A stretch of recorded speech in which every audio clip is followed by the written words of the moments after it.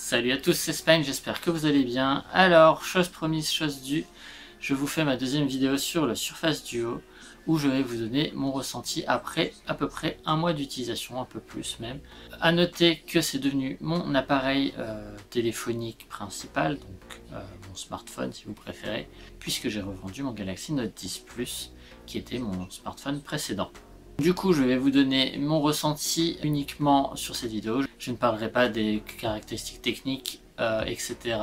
Je ne ferai pas d'unboxing non plus, que vous pourrez retrouver dans la vidéo en lien en haut à droite de votre écran, qui vous permettra d'avoir plus de détails sur les aspects techniques et un peu rébarbatifs de l'appareil.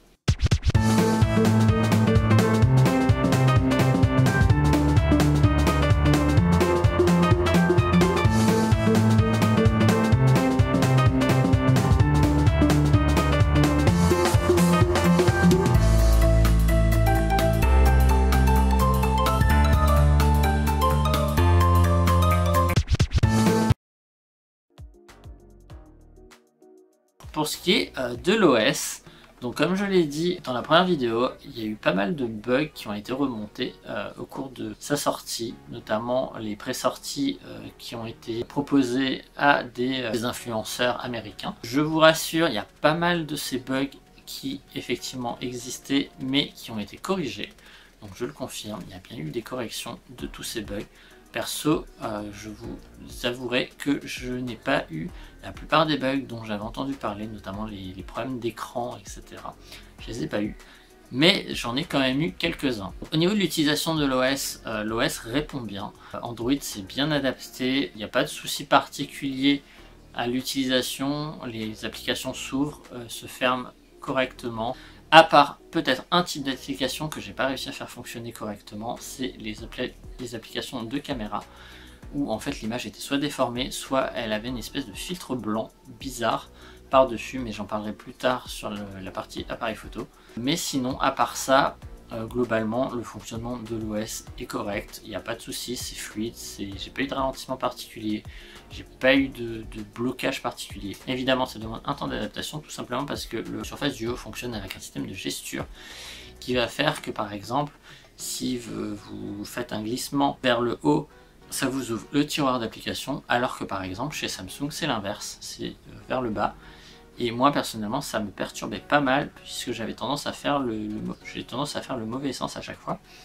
Il y a par exemple les gestures pour pouvoir passer d'une application sur un écran sur l'ensemble des deux écrans, faire un glissement vers le centre de l'appareil. Des fois on a l'impression qu'il ne fonctionne pas et inversement quand on est en plein écran pour le repasser en un seul écran ou simplement quitter l'application. Ça prend un peu de temps, au début on a l'impression que ça bug et en fin de compte je me suis rendu compte que c'est juste une question de timing, de façon de le faire. Si on le fait trop vite ou trop lentement, ça va faire une autre gesture ou ça va pas le faire, etc., etc. Une des gestures qui m'a pris le plus de temps bizarrement à être assimilée, c'est finalement la fonction retour arrière, tout simplement parce qu'en fait sur certaines applis on a des flèches retour arrière qui apparaissent et en fait à un moment des fois il n'y en a plus parce qu'en fait normalement sur un smartphone traditionnel vous utilisez la touche retour et en fait comme là il n'y en a pas, moi je savais pas trop comment faire et en fait je me suis rendu compte tout simplement que c'était un glissement depuis l'extérieur vers l'intérieur, que ce soit à gauche ou à droite, et en fait ça vous fait un retour arrière. Et maintenant que je sais ça, j'ai plus du tout ce problème là où j'avais l'impression des fois que l'appli en fait n'était pas adaptée à l'utilisation sur Surface Duo. Après je n'ai pas eu de problème de ralentissement ou quoi que ce soit, même avec le navigateur internet avec plein d'onglets et de vidéos ouvertes en utilisant une autre application.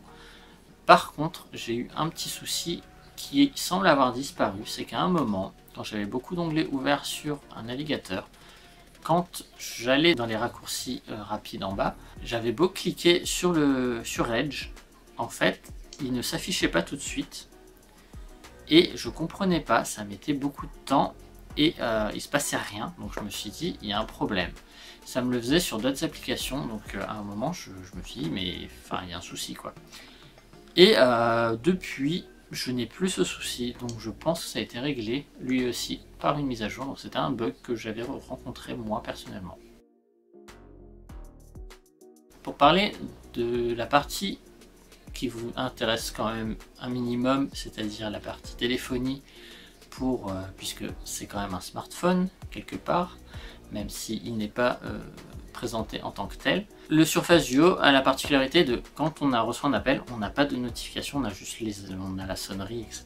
Par contre, il faut ouvrir pour voir qui c'est. Donc une fois qu'on a reçu l'appel, on glisse vers le haut et ensuite on le plie et voilà.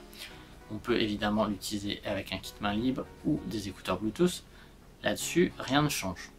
J'avais eu quelques soucis, je ne vous cacherai pas, au début, où j'avais en fait mes appels qui se coupaient. Alors je me suis dit c'est peut-être simplement mon réseau qui est mauvais, puisqu'effectivement je capte très mal dans cette pièce ici où je suis actuellement. Je me suis dit ça doit être un souci lié à mon opérateur, mais c'était quand même très récurrent, très souvent, et je trouvais ça un peu bizarre quand même, donc je me suis dit bon il y a peut-être un petit peu du duo qui joue. Peut-être que c'était un problème pour garder le réseau. Peut-être que dès qu'il passe d'un réseau 3G à 2G, ça coupait, je sais pas. Ça me le faisait pas avec tout le monde, mais ça me le faisait quand même souvent. Et puis depuis, il y a eu une mise à jour. Maintenant, j'ai plus de soucis pour appeler de cette pièce. Alors que c'est vrai qu'avant, j'avais l'habitude d'aller dans la pièce d'à côté où je capte mieux. Donc je pense que pareil, c'est un souci probablement au niveau des paramètres du téléphone qui a été réglé par une mise à jour. Donc là-dessus, voilà, donc je rassure ceux qui ont peut-être entendu parler de ça. Sinon, pour ce qui est des appels en eux-mêmes, ça passe bien, le son est clair. J'ai pas eu de soucis particuliers. Parfois, les gens m'entendent moins bien. Je sais pas si c'est parce que en téléphonant à un moment, je bouge l'appareil et que peut-être que le micro me capte moins bien. Mais hormis ce petit problème, j'ai pas eu trop de soucis. L'autre souci que j'ai eu, c'était tout simplement, je pense que l'écran des fois se réactive et j'ai dû appuyer malencontreusement soit sur raccrocher, soit sur mettre en attente, puisque c'est déjà arrivé plusieurs fois. Et par contre, ce qui est un peu plus gênant, c'est que j'avais du mal à reprendre l'appel.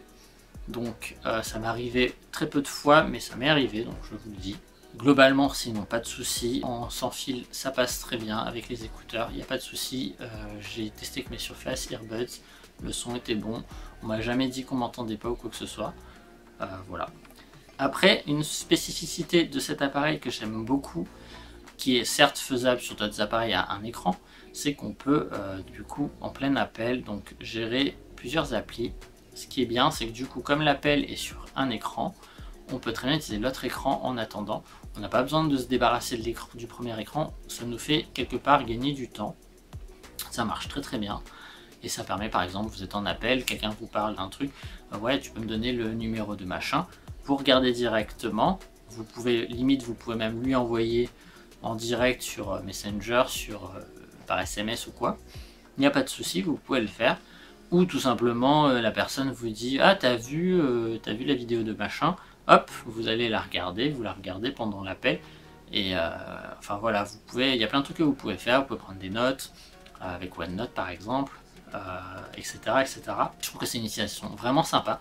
Vous pouvez très bien enlever aussi l'écran du téléphone comme ça se fait sur les smartphones traditionnels et vous l'utilisez les deux écrans du coup pour faire autre chose. Tout simplement si vous êtes par exemple en kit main libre ou même en haut-parleur. Donc là-dessus c'est vraiment sympa, c'est vraiment une utilisation où le double écran a vraiment un intérêt que j'ai beaucoup aimé et que j'aime beaucoup utiliser. Du coup ça me permet de faire une transition sur l'utilisation générale de l'appareil et de ces deux écrans. Alors j'ai utilisé beaucoup les deux écrans pour des choses assez classiques, c'est-à-dire par exemple je suis sur Discord d'un côté et je regarde une vidéo de l'autre, ou je suis en train de dessiner et en train de chercher un modèle sur Google sur l'autre écran, etc., etc.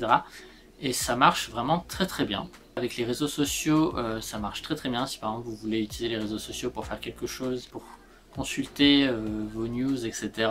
et en même temps continuer à discuter avec vos potes sur Messenger ou autre chose, ça marche très très bien. Vous pouvez même faire deux réseaux sociaux en même temps. Si vous êtes sur Facebook et Twitter en même temps, vous pouvez, il n'y a pas de souci, ça marche très bien.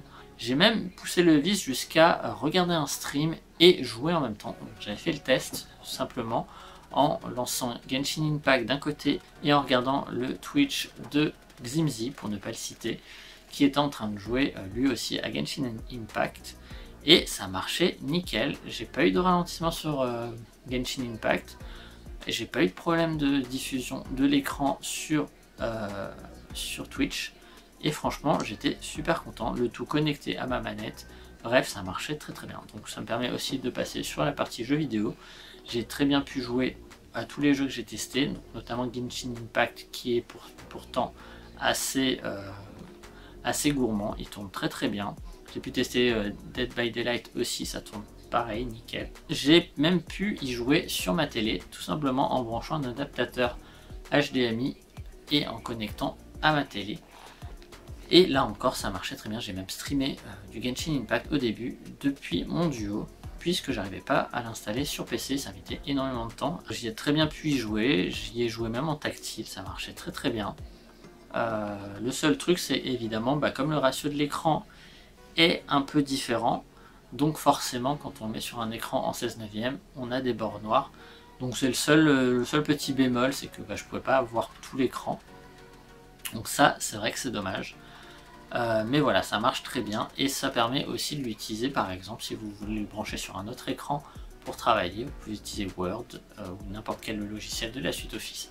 Il n'y a pas de souci, en plein écran, branchez un clavier, une souris, il n'y a pas de souci, Android légère, ça fonctionne et vous aurez tout sur un écran et non pas deux écrans séparés. Et c'est d'ailleurs un point sur lequel je voulais m'attarder, c'est que voilà, quand vous branchez le Surface Duo à un écran, que ce soit en filaire ou via l'application Windows Mon Téléphone, vous pouvez afficher tout l'écran. Si vous mettez en plein écran une application, peu importe laquelle, vous aurez bien tout l'écran sur votre écran externe. Et ça c'est vraiment bien, puisque ça permet, comme je disais tout à l'heure, de pouvoir utiliser par exemple Word, taper un texte sans avoir une coupure entre les deux. Contrairement à si vous l'utilisiez directement sur l'appareil. J'ai également beaucoup utilisé l'appareil en mode, ce que je dirais en mode laptop, c'est-à-dire en mode comme ceci, ou même déplié en mode vertical, tablette verticale, tout simplement pour taper des messages, etc. Puisque c'est très pratique, ça permet du coup de pouvoir écrire avec ses pouces aisément, donc c'est vraiment sympa. Le truc qui est vraiment cool aussi, c'est que si par exemple vous avez deux applis ouvertes, imaginons vous êtes sur l'appli Duo et que vous avez besoin d'écrire du texte, donc le clavier va apparaître en bas, et à l'inverse, si vous êtes sur une application en bas et que vous voulez écrire du texte, du coup l'écran du bas passe en haut et vous avez votre clavier qui apparaît en bas et vous tapez votre message, et dès que vous avez fini votre message, que vous refermez le clavier ou qu'il se referme selon les applications, ça dépend. Du coup votre application revient en bas et celle du haut n'est pas fermée, elle reste en fond. C'est vraiment assez bien foutu. De ce côté là, la gestion des deux écrans est bien faite, on ne perd pas une application quand l'autre passe par dessus. Seul truc qui parfois est un peu bizarre, c'est qu'on ne sait pas trop sur quel écran va s'ouvrir une appli. C'est vrai que ça m'est déjà arrivé qu'une appli, donc par exemple je suis dans un mail, j'ouvre une pièce jointe, par exemple un PDF, des fois ça va s'afficher directement sur le même écran, des fois ça va s'ouvrir sur l'autre écran, si par exemple c'est un lien, ou enfin je n'ai pas d'exemple concret là sous la main, mais voilà, selon les cas, des fois ça va s'ouvrir sur le même écran, des fois ça va s'ouvrir sur l'autre écran, et on ne peut pas trop prévoir en fait ce qui va se passer, ça dépend un petit peu des applications en elles-mêmes. C'est pas gênant en soi. Après, il suffit à la rigueur de passer l'écran d'un côté à l'autre. Donc je rappelle par exemple, si je glisse du bas sur le côté, en fait ça me permet de reprendre une application et de la passer d'un écran à l'autre. Donc ça c'est un truc que je fais assez souvent. Sincèrement, les deux écrans c'est vraiment sympa et je m'en sers vraiment souvent. C'est vraiment pas quelque chose de secondaire, c'est vraiment un truc que je fais systématiquement, d'utiliser plusieurs applis en même temps. Et c'est vrai que c'est vraiment sympa. Maintenant, pour ce qui est de la partie multimédia, le Surface Duo, je le rappelle, n'a qu'un haut-parleur, ce qui fait que le son pourrait paraître peut-être un peu monotone, mais globalement, j'ai trouvé le son plutôt correct. Il n'est pas extraordinaire, mais il est audible, il n'est pas désagréable. Quand je regarde une vidéo dessus et que j'ai pas d'écouteurs, ça passe. J'ai pas l'impression d'avoir un son tout pourri, comme ça peut arriver sur certains smartphones. Globalement ça se passe très bien. J'ai déjà pu regarder plusieurs vidéos sur les deux écrans en même temps. On peut avoir jusqu'à 3 vidéos en même temps, puisqu'on peut avoir une vidéo sur un écran, une sur une autre, et une dernière sur un petit écran. Vous pouvez évidemment regarder en plein écran, mais vous allez effectivement avoir une coupure au milieu. Évidemment, l'appareil est fait comme ça, donc évidemment, vous allez avoir une coupure. En général, quand ça m'arrive, c'est bon, c'est plutôt rare, je l'avoue. Mais quand ça m'arrive, j'ai plutôt tendance à laisser les menus autour, puisque ça permet d'avoir l'écran qui soit pas coupé au milieu, puisque généralement quand on regarde une vidéo, le sujet est bien souvent au milieu, donc ça peut être un peu gênant d'avoir un visage coupé en deux, c'est pas franchement très agréable. Donc voilà. Par contre, il y a un type de vidéo que j'aime beaucoup regarder sur mon Surface Duo pour le coup, c'est les vidéos comparatives de jeux en version je sais pas, Switch et PS4. Quand on a les deux images l'une à côté de l'autre, bah pour le coup le double écran ne gêne absolument pas et c'est même plutôt sympa. Pour ce qui est du son au niveau des écouteurs filaires et sans fil, sincèrement le son est très très bon, donc évidemment ça dépend aussi des écouteurs, mais pour le coup j'ai pas trouvé que le son était trop bas par rapport au réglage. Si on le met vraiment à fond, là pour le coup je trouve quand même le son trop fort. Donc c'est pas gênant qu'il n'y ait pas assez, qu'il n'y ait pas plus de niveau de volume au-dessus. J'ai aussi pas mal utilisé le Duo en dessin. Ce qui est assez marrant, c'est que l'écran est censé être plus petit quand on a un seul écran que mon Galaxy Note. Et pourtant, donc je l'ai déjà dit dans ma première vidéo, j'ai pas cette sensation, j'ai l'impression que l'écran est plus grand. Tout simplement parce que le ratio d'écran est plus agréable, donc pour dessiner c'est plus pratique. Et j'ai remarqué ça pour tout ce que je fais, même pour aller sur internet, etc.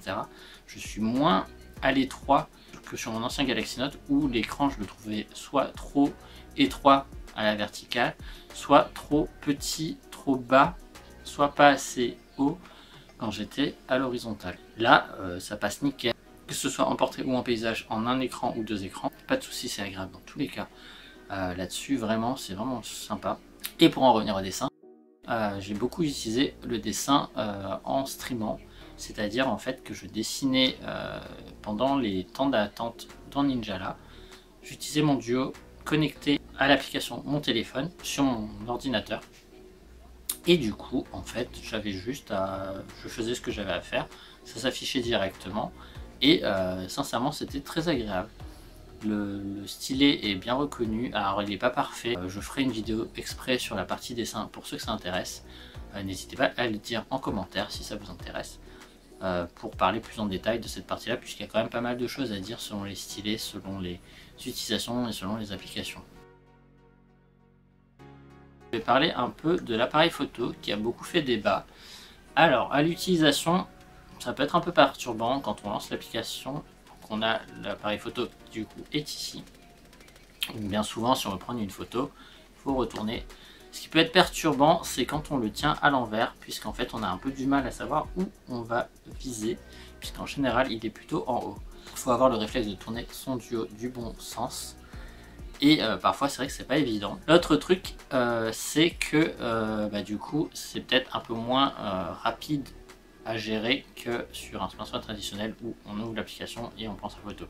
Là effectivement il faut avoir le réflexe de faire ça et de prendre sa photo. En général l'application comprend quand on l'ouvre et qu'on ferme qu'on veut prendre en photo de ce côté là, mais ça peut arriver qu'il y ait un petit cafouillage. Et c'est peut-être un des gros défauts de l'appareil photo, c'est que des fois le Surface Duo ne réagit pas comme on aimerait et parfois c'est un peu pénible. Ça peut être gênant, ça peut faire perdre du temps, donc c'est un peu chiant, je le reconnais, mais globalement j'arrive à m'habituer. Autre truc, c'est que l'objectif photo est souvent sale, ce qui fait qu'on a souvent une image qui est assez dégueulasse, donc il faut souvent le renettoyer, plus que si c'était à l'arrière où en général on n'a pas tendance à toucher l'arrière, l'optique, alors que là comme c'est sur la face avant, ça peut arriver qu'on le touche, ne serait-ce qu'en tenant l'appareil comme ceci. Ensuite les photos sont pas extraordinaires, globalement elles sont propres, en bonne luminosité, il n'y a pas de souci. Par contre c'est vrai que quand on a une luminosité un peu plus atténuée, quand on est en intérieur ou quand il fait assez sombre, Là, l'appareil a plus de mal, donc les photos sont pas forcément extraordinaires. Ça reste correct, mais effectivement, ne vous attendez pas à des photos d'un iPhone, d'un Galaxy S ou un Galaxy Note. Ce sera pas du tout la même qualité. Enfin, j'ai eu un bug pour l'appareil photo, c'est au niveau du zoom. Je ne pouvais pas zoomer et c'est vraiment pénible. Je ne peux pas zoomer. Dès que je zoome, en fait, ça plante. Je ne sais pas pourquoi. Donc, à voir. Donc, du coup, je me suis dit, je vais télécharger d'autres applications de photos. Et c'est le dernier point négatif de l'appareil photo, c'est que les autres applications d'appareil photo, bizarrement, ne s'affichent pas correctement. C'est ce que je disais au début. En fait, soit l'image est déformée, soit j'ai un espèce de filtre bizarre sur l'écran.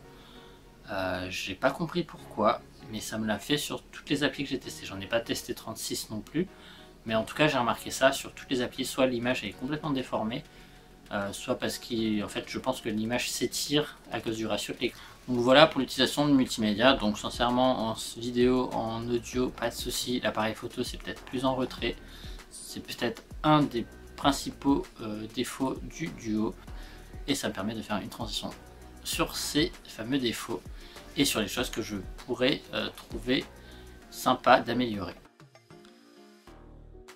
Pour revenir aux bugs que j'ai eu, alors j'ai eu des bugs plus mineurs. J'ai eu par exemple le fond d'écran qui disparaissait, que ce soit sur l'écran de verrouillage et parfois même sur le bureau. Donc ça fait un écran noir en général, ou ça fait un écran bizarre en écran de verrouillage. J'ai jamais trop compris pourquoi ça faisait ça, ça me l'a fait. C'est pas gênant, ça revenait. C'est juste pas agréable, mais c'est pas gênant. J'ai eu une fois, alors ça me l'a fait qu'une fois, quand on ferme le Duo, on a un petit clic qui se fait au niveau de l'appareil. Et en fait, une fois, en fait, le bruit se répétait. Donc en fait, je l'ai réouvert, je l'ai refermé, et là, ça l'a plus fait. Ça me l'a fait une fois. Je sais pas si ça va revenir, mais voilà, je vous le dis, ça me l'a fait. Et enfin, donc comme je l'avais dit pour la partie téléphonie, c'est que j'ai des fois eu des raccrochages ou des mises en attente inopinées. Je n'ai pas trop compris pourquoi. Je pense que c'est le capteur de proximité qui me détectait pas bien et qui du coup réaffichait l'écran et sans faire exprès, peut-être avec le contact de la peau, ça appuyait sur les boutons qu'il fallait pas. Les bugs vraiment gênants que j'ai eu des comportements du clavier qui étaient un peu bizarres, un peu erratiques, c'est-à-dire par exemple sur Genshin Impact tout simplement. Quand j'ouvrais le jeu en plein écran, dès que j'avais besoin de me connecter, que je cliquais pour taper mon pseudo ou mon mot de passe, le clavier se mettait à clignoter dans tous les sens. J'ai pas compris pourquoi. J'ai pas vérifié si ça me le faisait toujours, puisque maintenant je suis déjà connecté, donc ça me le fait plus. Mais ça me l'a déjà fait, et ça me l'a déjà fait sur d'autres applications. En général, pour régler ce problème-là, il fallait que je passe en un seul écran. Et dans ce cas-là, il n'y avait pas de souci. Mais voilà, c'était un peu gênant et c'était pas très pratique à utiliser. Comme je l'ai dit, l'appareil photo, je ne peux pas zoomer, mais alors pas du tout, puisque ça plante. Je n'ai pas osé désinstaller l'application pour la réinstaller, puisque je ne sais pas si je vais la retrouver, donc dans le doute, je n'ai pas essayé, il faudra que je me renseigne. Mais voilà, donc personnellement, j'utilise très peu le zoom sur un appareil photo de smartphone, mais je sais qu'il y en a qui l'utilisent et qui pourraient vraiment être gênés par cela. Sachant qu'en plus, bon, bah, il y a une fonction de zoom sur l'appareil, mais voilà, elle ne marche pas. J'ai eu parfois des bugs pour la connexion entre le PC et le Duo. Au début, je galérais un petit peu à trouver une solution. En fait, c'était tout bête. Il fallait aller dans les paramètres du Surface Duo, dans les connectivités, et désactiver puis réactiver la connexion à un ordinateur. Et là, ça marchait.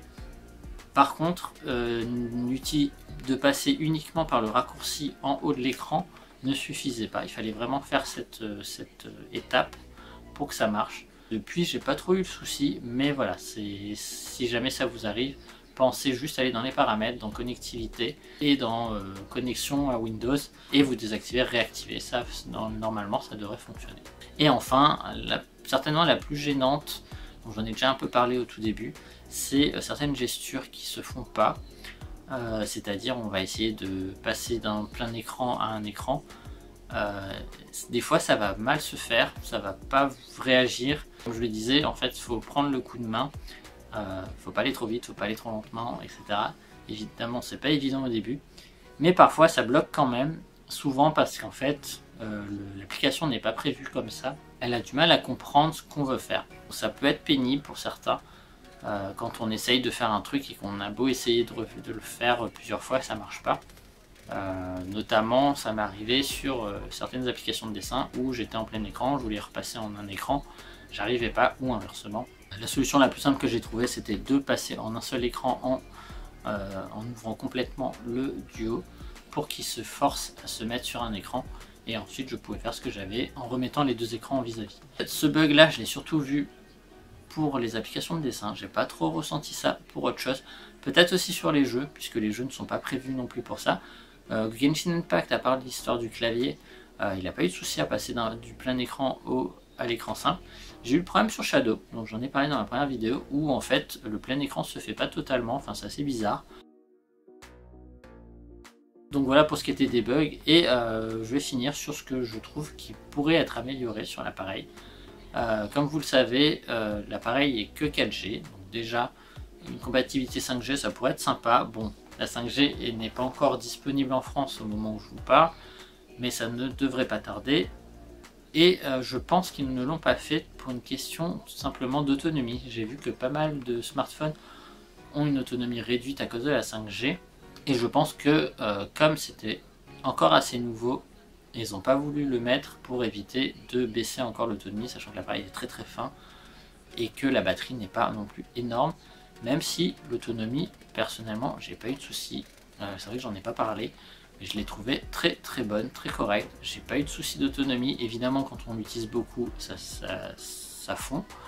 Mais quand je l'utilise normalement, comme je le faisais avec mon Galaxy Note, qui se déchargeait lui très très rapidement, sur le duo, j'ai toujours de la batterie en fin de journée. Il n'y a pas de souci, malgré le fait qu'il y ait deux écrans, etc. etc. Malgré les notifications, malgré tout ce que vous voulez, j'ai pas eu l'impression de perdre énormément d'autonomie comme j'avais le cas sur mon Galaxy Note 10 Plus. Autre truc que j'aimerais qu'ils améliorent, c'est rajouter un port micro SD, sachant qu'il y a déjà un chariot pour mettre la carte SIM. Ils auraient très bien pu mettre un emplacement pour une carte SD, ça aurait été sympa, quitte à ce que ça soit carte SD, soit carte SIM, et d'utiliser l'eSIM à la place. Dans ce cas là ça aurait été un peu limitant, mais à la rigueur pourquoi pas. D'ailleurs en parlant de l'eSIM, c'est aussi un truc qui, bon là pour le coup c'est lié au fait que le duo n'est pas sorti en France. Je n'ai pas pu activer ma eSIM d'Orange quand je suis passé chez Soch, vous avez vu, j'ai réussi à le dire, et du coup j'ai dû demander une SIM classique, donc, puisque tout simplement les eSIM ne sont pas encore gérés en France pour le duo. Donc c'est vraiment propre au duo, c'est pas les informations pour pouvoir rendre compatible. Donc voilà. Après, je suis assez d'accord sur le fait que les écrans auraient pu être plus grands. Alors, je suis plus conciliant puisque tout simplement j'ai compris l'intérêt. C'est quand on l'utilise en mode tablette en version portrait, ça permet de poser les doigts sans problème, sans gêner l'écran, mais sincèrement, ils auraient pu un petit peu plus les agrandir. Ça aurait pas été plus gênant que ça et ça n'aurait pas posé problème à l'appréhension de l'appareil. Car effectivement, quand on l'utilise comme ceci, on n'a pas vraiment de prise sur autre chose, donc on est obligé de poser ses doigts. J'aurais bien vu également peut-être une charnière au milieu plus fine qui permettrait de plus faire des écrans bord à bord, ou simplement peut-être là faire des écrans légèrement incurvés sur les côtés pour que justement ça aille le plus loin possible et que ça puisse faire une espèce de continuité entre les deux écrans qui éviterait cette coupure entre les deux et sans pour autant fragiliser davantage l'appareil. Donc évidemment il serait un peu plus fragile sur les côtés ici, mais pas autant que si c'était un écran complètement pliable, et à la rigueur pourquoi pas un écran pliable justement pour remplacer cette petite cassure. Mais il faudrait que ce soit un écran qui puisse se plier dans les deux sens, et je pense que c'est là où le problème se pose. Un truc qui pourrait améliorer aussi, c'est l'appareil photo évidemment, qui pourrait être un petit peu plus performant. Moi, un appareil photo sur le dos, je vois pas spécialement l'utilité. Après, pourquoi pas, mais c'est pas forcément ce qui me dérange le plus. Ou peut-être, pourquoi pas, un appareil photo pop-up sur un des côtés. ou derrière, ou enfin intégré à la charnière pour justement ça dénature pas le côté assez sobre de l'appareil vu de dos. Pour finir un petit peu sur les choses que j'ai pas traitées en détail, mais parce que j'estime que ça peut être traité rapidement. L'autonomie, donc comme je le disais tout à l'heure, est très correcte, j'ai pas eu de soucis.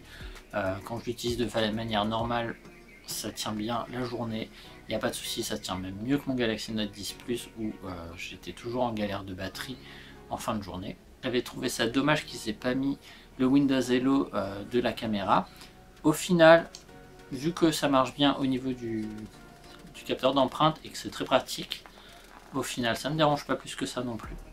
Et voilà, donc je pense que j'ai tout dit. Donc, je referai certainement une vidéo où je parlerai plus de la partie dessin, donc sur lequel je vais terminer, où j'ai beaucoup utilisé le Duo en dessin, plus que mon Galaxy Note 10 Plus, tout simplement parce que je préfère le ratio d'écran, comme je le disais tout à l'heure, qui est plus pratique en dessin et qui permet en fait d'avoir plus d'espace à l'utilisation, malgré le fait que les écrans soient plus petits, tout simplement parce que les écrans sont plus larges et pas trop hauts. On n'a pas cette sensation d'être étriqué dans l'écran, comme c'est le cas sur le Galaxy Note. Et en plus de ça, on peut mettre en plein écran, même si c'est coupé en deux, c'est pas si gênant que ça. Tout simplement parce qu'on peut exploiter les deux écrans de certaines manières, genre par exemple mettre les outils d'un côté et de l'autre côté dessiner, etc., etc. Autre petite chose que j'ai failli oublier de signaler, c'est l'utilisation à une main qui n'est pas évidente actuellement sur le Surface Duo, qui pourrait potentiellement être améliorée, je ne sais pas comment personnellement, mais qui pourrait être un gros plus. Ou alors il faut tout simplement penser à le laisser complètement ouvert, avec les deux écrans sur chaque côté, mais dans ce cas-là c'est plus risqué pour les écrans. Voilà pour ce qui était de mon utilisation et de mon retour sur le Surface Duo. Sincèrement, j'en suis très content. J'ai vraiment retrouvé quelque chose de nouveau. J'ai apprécié cette impression de nouveauté que j'avais perdue sur les smartphones traditionnels. Et c'est quelque chose que je suis vraiment content d'avoir pu retrouver sur le Duo, comme je le disais dans la première vidéo. Tout simplement parce que j'avais l'impression de toujours voir la même chose.